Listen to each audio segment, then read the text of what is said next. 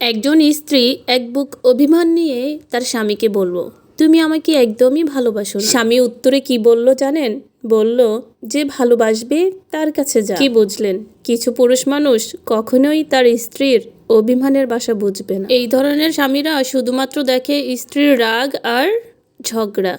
সত্যি।